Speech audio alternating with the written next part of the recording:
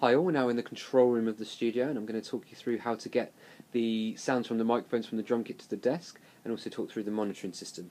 Okay, so just a quick recap then. So we know that everything's plugged in the patch bay from our drum setup from 17 onwards, as you can see here. So we're going 17, we're going to go kick, snare, hi-hat, overhead, overhead. So 17, 18, 19, 20, 21 there.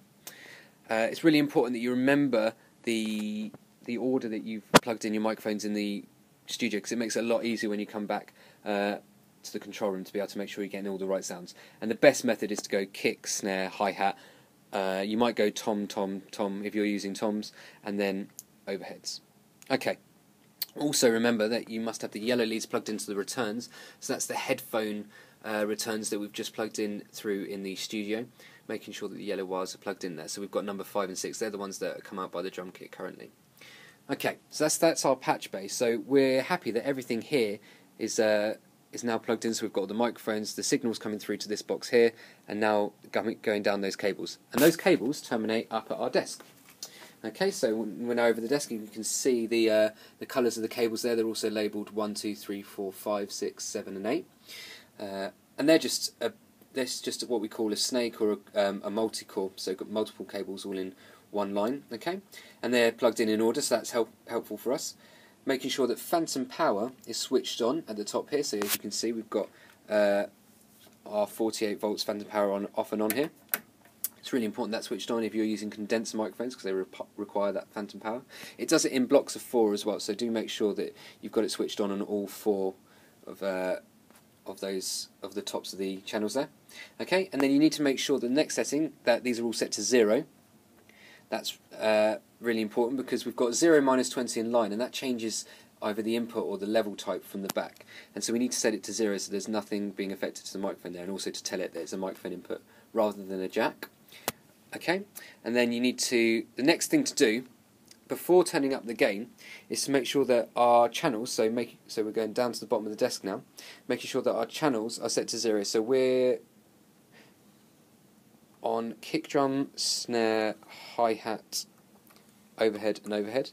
Now we put those up to 0, so they're in their nominal position, because we only want to introduce gain at one stage in the process. Okay, so if we've got 1 to 5 put up to 0 there, and that's perfect. We've also got our master fader, the stereo, what's called the stereo fader on our desk, but we call it the master fader because it controls the volume, the overall volume of all of those other faders on the desk. Okay, so they need to make sure that that's up, otherwise you won't hear anything. We also need to make sure that we're on the right fader layer. As you can see, the different fader layers, if I press this button, we're going to see those disappear, and they're going to go down. Okay, so we need to make sure we're on the microphone fader layer. Those are for the computer outputs, which we'll talk about in another tutorial. Okay, so we're on the microphone. That's absolutely fine. So we've got our channels turned up. So now we can start to introduce gain on each of these channels until we can hear. So the thing to do would be to tell your drummer to make sure that they're just hitting the kick drum. So say, okay, we're doing a kick drum test here. So they're kicking the kick drum, and then you can adjust the levels accordingly. Try to get them to hit the kick drum as hard as they're going to do in a live performance. So you can adjust the right level, making sure that it's not peaking or distorting in sonar, which we'll cover in another tutorial, but that's really important. Okay, no peaking or distortion. Make sure those are set to 0.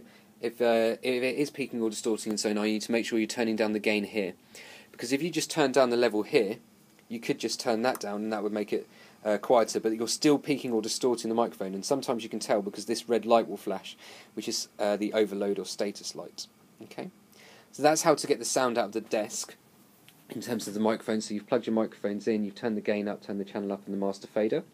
I'll do another tutorial in case you still can't hear anything out of the desk, the different checks we can do.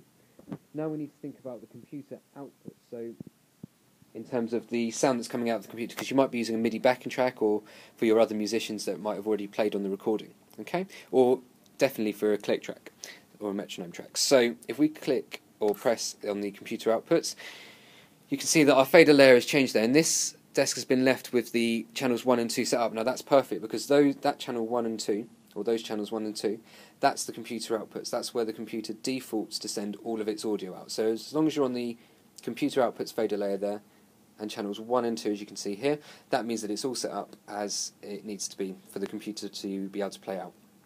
Okay, so we've also got them currently planned left and right, which is perfect, so I go to the left and right speaker. And now if we want to feed that to the headphones in the studio, we need to press a number of buttons to make this happen. And as you can see, they're labelled on the desk, so you need to press this button here and that button there, at the same time. Okay, I'm just going to have to put the iPad down to be able to do that, or I'll do it kind of on the slant. So I'm going to press Shift here, and then I'm going to press this button here, the one that says Pan, Center Aux 1 and 2, and the level channel 116. So by pressing Shift, I'm making, and then pressing this button here, I've changed what these things called encoders do. And as you can see, the orange lights have changed. They look slightly different now. Okay.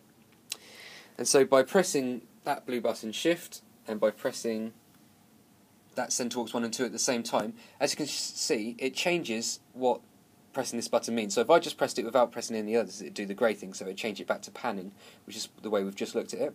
Then we can do to Center Aux 1 and 2 if we hold Shift and that button. Okay. Now sending them to Aux 1 and 2, Aux 1 and 2, so Aux means auxiliary, which means kind of an extra output on the desk. So as well as having the outputs to the main monitors on the desk, we've got the outputs to a separate place. We can send them anywhere. And in this case, we've sent them out the back of the desk. We're going to be sending them through to the studio. So those yellow cables represent Auxes 1 and 2. Okay, so on the desk, we've now changed our encoder mode. So all we have to do to be able to make sure that the people in the studio room can hear what we're hearing, you just need to make sure that you've turned those encoders up. And you can see it's at, when that red light comes on, that just means that it's at 0, which means kind of the default level, so 0 on the fader there. And if they still can't hear it, you can even boost it up a little bit more. Okay. Sometimes the encoders don't quite reach the right value to give you 0, but it's close enough. Okay. So you should find that they can now hear you, hear the output of the computer in the studio. If you want them to be able to hear the talkback, so for you talking in the control room to the studio, there's a number of controls you need to press. So focusing that this is the microphone, and this is your talkback control. So in terms of the gain for that microphone, so if they can't hear you or it's quite quiet, you can turn that gain up. But I advise starting it low and then increasing it as necessary. And then you need to press the to slate button. Okay. Now you can see that dim. That means that it's going to dim the output of the speakers in here, so you don't, so the person in the studio can actually hear you. And you can see that if you press it once, it will just hold it, and then you can turn it off again. You can also hold it, and if you hold it for a certain period of time, it will then release. Okay, so there's 2 ways of doing it.